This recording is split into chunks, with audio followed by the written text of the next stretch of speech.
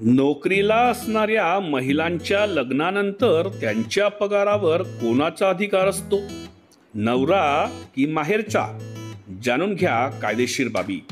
तर नमस्कार मित्रमैत्रिणींनो, आपण बघत आहात माझे यूट्यूब चॅनल एज्युकेशनल मनोहर. तर ज्या महिला नोकरीवर असतात, शासकीय असो किंवा निमशासकीय असो, त्यांच्या पगारावर कोणाचा अधिकार असतो? म्हणजे त्यांचा पगार कोण घेऊ शकते, नवरा की माहेरची व्यक्ती? याबाबतच्या कायदेशीर बाबी आजच्या व्हिडिओमध्ये आपण समजून घेणार आहोत. आणि त्यामुळेच या व्हिडिओला सुरुवात करण्यापूर्वी हे चॅनल एज्युकेशनल मनोहर यावर आपण नवीन असाल तर हे चॅनल आपण सबस्क्राईब करायला विसरू नका. आणि हा व्हिडिओ बघितल्यानंतर जास्तीत जास्त कर्मचारी बंधू भगिनी किंवा नागरिकांना आपण शेअर करायलाही विसरू नका. तर बघूया की महिलांच्या किंवा नोकरीवर असणाऱ्या महिलांच्या पगारावर कोणाचा अधिकार असतो. तर नोकरीवर असणाऱ्या महिलांच्या लग्नानंतर पगारावर नेमका कोणाचा अधिकार असतो, असा प्रश्न सर्वांनाच पडला असेल. आता याबाबत कायदेशीर बाबी नेमक्या काय आहेत त्या आपण पुढील प्रमाणे जाणून घेऊयात. आजच्या आधुनिक युगामध्ये महिला देखील पुरुषांच्या खांद्याला खांदा लावून काम करीत आहेत. सध्या देशाच्या उच्च पदावर महिला विराजमान आहेत. यामुळे कायदेशीर बाबींमध्ये लग्नानंतर महिलांच्या पगारावर नेमका कोणाचा अधिकार असतो? आपली संस्कृती ही पुरुष प्रधान असल्याने पतीचे काम हे घरासाठी आवश्यक पैसा किंवा संपत्ती कमवण्याची त्याची एक जबाबदारी असते. तर महिला ह्या चूल आणि मूल सांभाळण्यात व्यस्त असतात. परंतु आजची परिस्थिती बदललेली आहे. महिला देखील चांगल्या नोकरीवर काम करीत आहेत. कायदेशीर बाबीनुसार महिलांना अधिक संरक्षण आहे.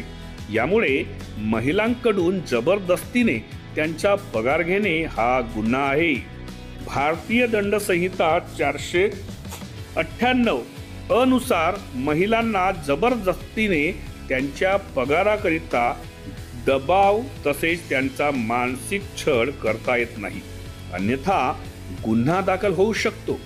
अशा गुन्ह्याकरिता तब्बल 5 वर्षापर्यंतची शिक्षा व गुन्ह्यानुसार दंड देखील ठोठावला जाऊ शकेल. यामुळे महिलांच्या पगारावर पूर्णतः त्यांचाच अधिकार असतो. बघा, यामुळे महिलांच्या पगारावर पूर्णतः त्यांचाच अधिकार असतो. त्यावर कोणीही जबरदस्ती करू शकत नाही. मग आता प्रश्न असा आहे की महिलांच्या निधनानंतर किंवा नोकरीवर असलेल्या महिलेच्या निधनानंतर संपत्तीवर कोणाचा अधिकार? तर पत्नीचे निधन झाल्यानंतर तिच्या मृत्यूपत्रात नमूद व्यक्ती तिच्या संपत्तीचा वारस असेल.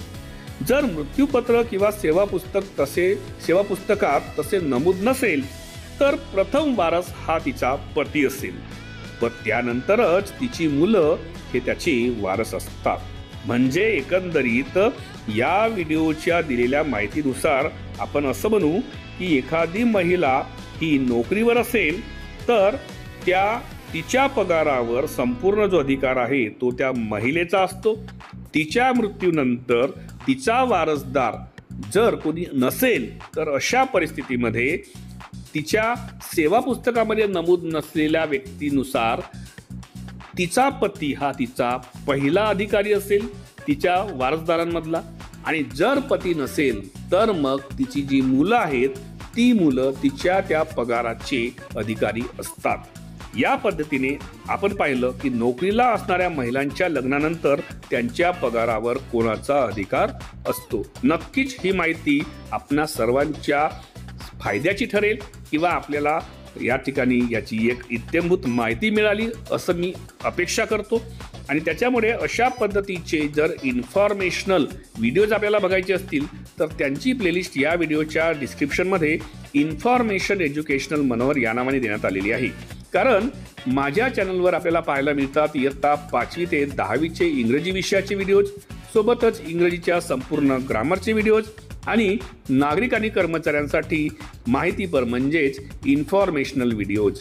या सर्वांच्या प्लेलिस्ट या व्हिडिओच्या डिस्क्रिप्शनमध्ये देण्यात आलेल्या आहेत. त्यावर जाऊन आपण आपल्या कामाची आवश्यक असलेले व्हिडिओज पाहून घेऊ शकता.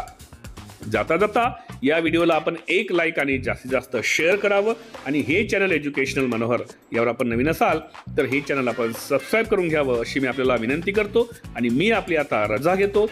सर्वांना माझा नमस्कार.